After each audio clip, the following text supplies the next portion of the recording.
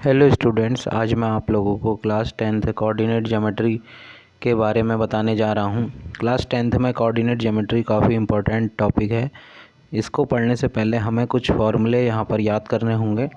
जैसा कि इसमें एक डिस्टेंस फार्मूला होता है जिसको हमें देखना है।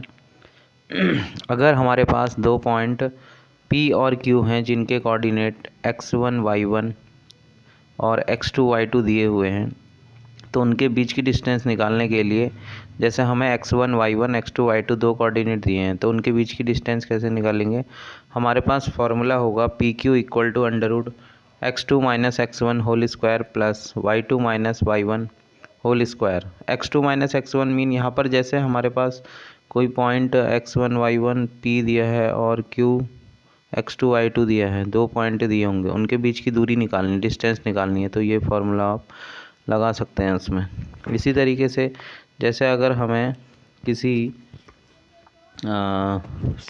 दो पॉइंट्स को कोई नया पॉइंट इंटरसेक्ट करता है, जैसे मान लीजिए कोई दो पॉइंट है A और B और उनको P पॉइंट इंटरसेक्ट करता है, यानी कि बीच में उन्हें काटता है, बीच में कैंसिल करता है। जैसे दो पॉइंट को मिलाने वाली लाइन है A और B, A एक पॉइंट है, B एक पॉइंट है, उनको मिलाने वाली लाइन अगर किसी पॉइंट के द्वारा इंटरसेक्ट होती है तो उस पॉइंट P के कोऑर्डिनेट कैसे निकाले जाएंगे, ये उसका फॉर्मूला है mx2 plus nx1 over m plus n, जहाँ पर कि m और n रेशियो होता है, जिस रेशियो में उसे डिवाइड कर रहे हैं और B को कोई पॉइंट P डिवाइड कर रहा है m रेशियो n में। जैसे मान लो कोई A और B को मिलाने वाली लाइन है, फॉर एग्जांपल ये हमने लिया A और B, इसके बीच में यहाँ पर कोई पॉइंट P आ रहा है, A और B के बीच में कोई पॉइंट P आ रहा है, तो P के कोऑर्डिनेट कैसे निकालेंगे, उसके लिए फॉर्मूला है mx2 plus nx1 upon m plus n, ये पहला कोऑर्डिनेट निकलेगा।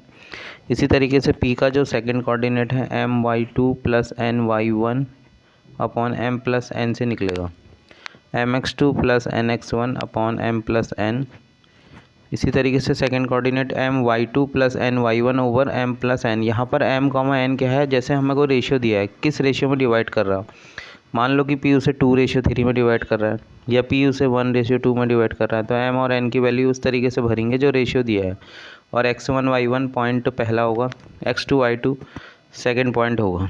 तो अभी हमारे पास इससे रिलेटेड ही क्वेश्चन आने वाले हैं जो हम डिस्कस करेंगे। वो सारे ही क्वेश्चन, इस बार इन्होंने आधा सिलेबस कम कर दिया है, अब हमारे पास सिर्फ डिस्टेंस फार्मूला और सेक्शन फार्मूला पे बेस्ड क्वेश्चंस हैं।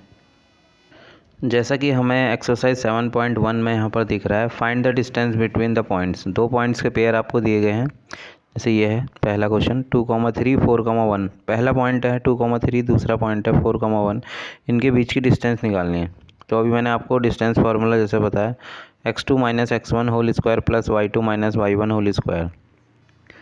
अब ये x2 x1 कहाँ से आएंगे, जो हमारा पहला पॉइंट है उसे हमेशा ध्यान रखिए x1 y1 1 1 मानना है इसको, x1 y1, 2,3 को मानना है x1 y1, यानी कि x1 की जगह 2 और y1 की जगह 3 होगा, x1 y1। और x2 y2 मानेंगे 4,1 को, x2 y2। तो जैसे कि हमारे पास डिस्टेंस निकालने का formula x2 minus x1 whole square plus, कुछ नहीं करना है आपको, सिर्फ वैल्यू पुट करनी है x1 x2 की, y1 y2 की, फॉर्मूला यही रखना है। अच्छा, फॉर्मूले में आप इसको उल्टा भी कर सकते हैं, x2 माइनस x1 की जगह x1 माइनस x2 भी लिख सकते हैं होल स्क्वायर में, y2 माइनस y1 की जगह y1 माइनस y2 भी लिखेंगे तो कोई फ़र्क नहीं पड़ेगा, उसे हम चेंज भी कर सकते हैं। x2 माइनस x1 की जगह x1 माइनस x2 भी लिख सकते हैं, उल्टा भी लिख सकते हैं, एक ही बात है। आपको डिस्टेंस निकालने है, x1 y1 2,3 है, x2 y2 4,1 है, वैल्यू पुट कर देंगे, आंसर आ जाएगा आपके पास x1 y1 2,3, x2 y2 2 2 वाला दूसरा पॉइंट है 4,1। इसी तरीके से जिसमें माइनस होगा माइनस का ध्यान रखेंगे। और वेरिएबल वाला ये क्वेश्चन है a, b minus a, minus b, इसमें x1 y1 की जगह a, b लिखेंगे और x2 y2 की जगह माइनस a, माइनस b लिखेंगे। जैसे इसका थर्ड पार्ट में दिखा रहा हूँ, यह है इसका third part, x2 minus x1 whole square plus y2 minus y1 का होल स्क्वायर, x2 की जगह माइनस a, x1 की जगह a, तो माइनस है माइनस का 2a होगा, यहाँ पे माइनस भी आएगा, इसमें ध्यान रखना, माइनस a माइनस का 2a, माइनस b माइनस का 2b, जब स्क्वायर करेंगे तो प्लस हो जाएगा, 4a square 4b square, 4 common ले लेंगे और 4 का अंडर रूट 2 आ जाएगा, तो 2 बाहर आ जाएगा, 4 का अंडर रूट, ये जो 4 है इसका अंडर रूट 2 आ जाएगा।